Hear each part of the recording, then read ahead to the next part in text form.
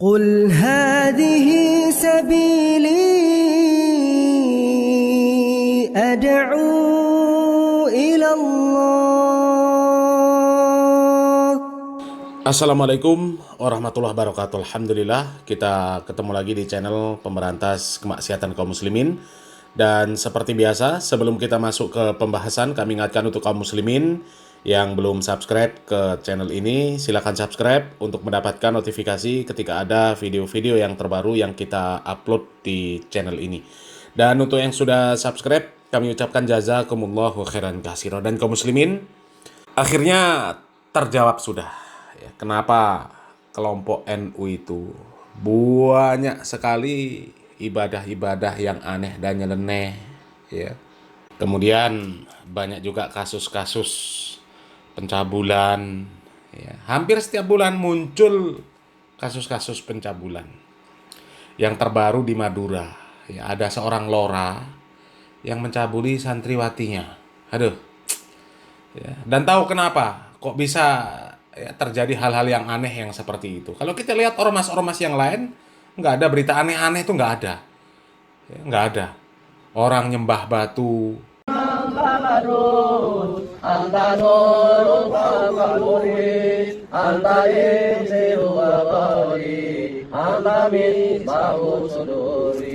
Ya Nabi salamun alaik, ya Rasul salamun alaik, ya Habib salamun alaik, salawatullahi alaik.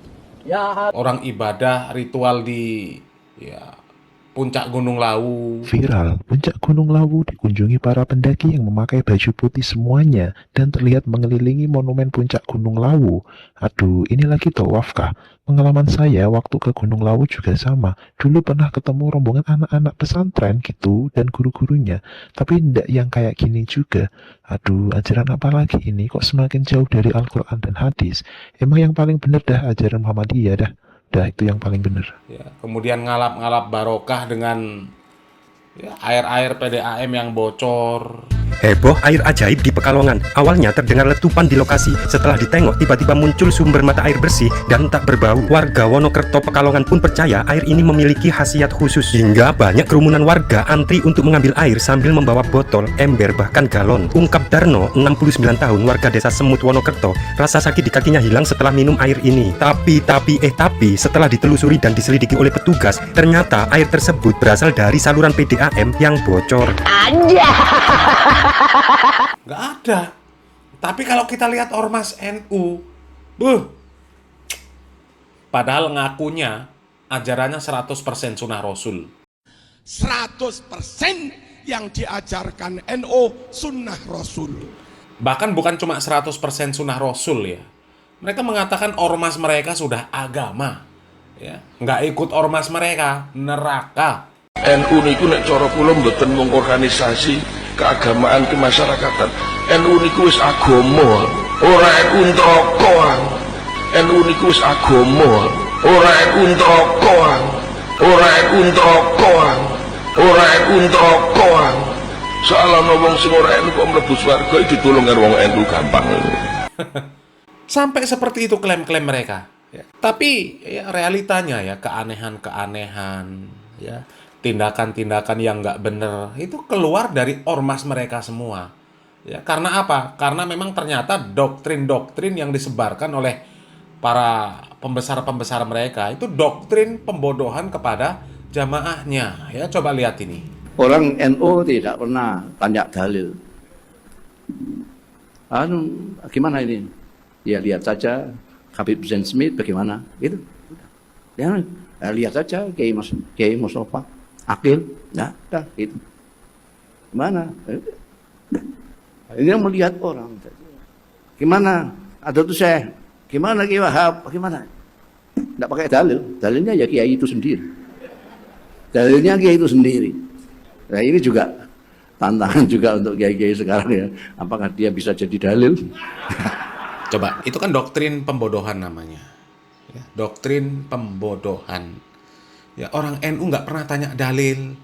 Kalau ada sesuatu ya tinggal lihat kiainya Ya, kalau mau tanya sesuatu ya tinggal lihat kiainya. Kiai ini seperti apa, kiai itu seperti apa.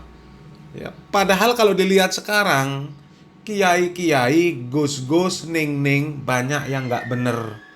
Ya, pondok pesantren sekarang malah jadi sarangnya orang-orang yang nggak punya adab, nggak punya moral. Ya, coba kasus-kasus asusila yang terjadi di pondok pesantren, pelakunya siapa? Apa pelakunya tukang sampah? Apa pelakunya tukang sapu jalan? Hah? Bukan. Pelakunya kiai, pimpinan pondok pesantren. Kadang kiainya dengan anaknya kerjasama, sama-sama nggarap santriwatinya. Hah? Masih mau berdalil lihat kiai.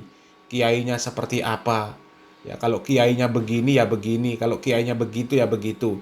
Lah kalau kiainya terkenal dengan cabul-cabul gimana? Jamaahnya juga cabul-cabul dong. Apalagi kalau kita lihat ceramah gus-gusan, ceramah ning-ningan isinya naudzubillah min dalik. Cocok buatan Beb. Cocok. Ngomong ngono, cepet. Pondok ora aji paling tidak karo kuburan. Tak kandhani sik. Suarane enake kaya ngono. Apa meneh desahane iya. Ayo, Mbak. Kula polos lho, Gus. Oh, alah rupamu kaya ngono polos. Api. Tapi santai, dia emang polos. Cowok itu memang suka dengan cewek yang polos. Baik polos pikirannya maupun polos busananya. Iya, lah bener. Coba yang begini nih yang dicontoh oleh orang-orang NU ya.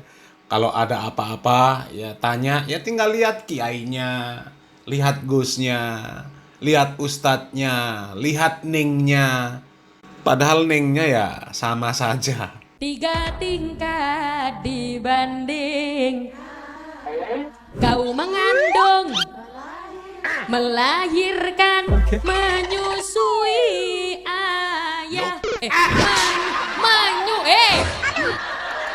seto, kok tambah dikeploki piye toh? Itu ya, begitu ning-ningnya saja begitu. Ya. Itu yang dicontoh sama jamaahnya. Naudzubillah min dalik, naudzubillah min dalik. Ya, makanya udah belajar dengan ustadz-ustadz salafi sudah. Nggak bakal ada nemu-nemu ceramah-ceramah aneh, nyeleneh. Ya, nggak bakal nemu. Ya, apalagi yang perempuan seperti ini, nggak bakal nemu. Nggak bakal nemu di kalangan salafi.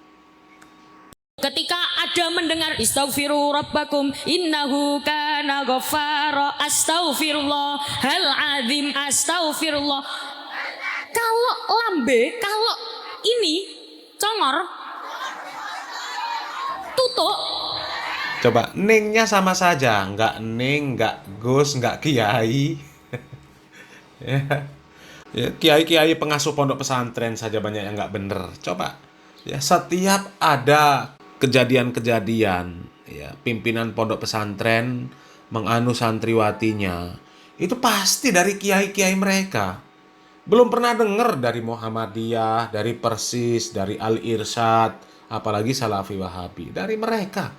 Tapi doktrin mereka itu loh ya, kok bisa orang-orang bodoh itu nggak usah tanya dalil ya, orang-orang nggak usah tanya dalil orang NU itu ya kiainya. Bahkan ada yang sampai mengatakan apa? Ya orang awam itu nggak perlu dalil. Ya Allah, ini pembodohan namanya. Coba lihat ini. Orang awam itu tidak perlu diberi dalil panjang-panjang. Karena al-awam la yajibu atau la tajibu alaihim ma'rifatud dalil. Dalam kitab-kitab usul fikih dikatakan orang awam itu tidak wajib ngerti dalil. Pada zaman sekarang banyak orang yang dikit-dikit nanya dalil. Dalilnya apa? Dalilnya apa? Kan begitu kan? Ono hadisnya ta ora, ono Qur'ane ta ora. Nah, di NU tidak. Kemarin Ki Haji Mustafa Bisri dalam acara Halal Bihalal NU di Jakarta, beliau katakan NU itu tidak. Sejak dulu NU itu dalil bagi jamaah dan pengikutnya ya kiainya.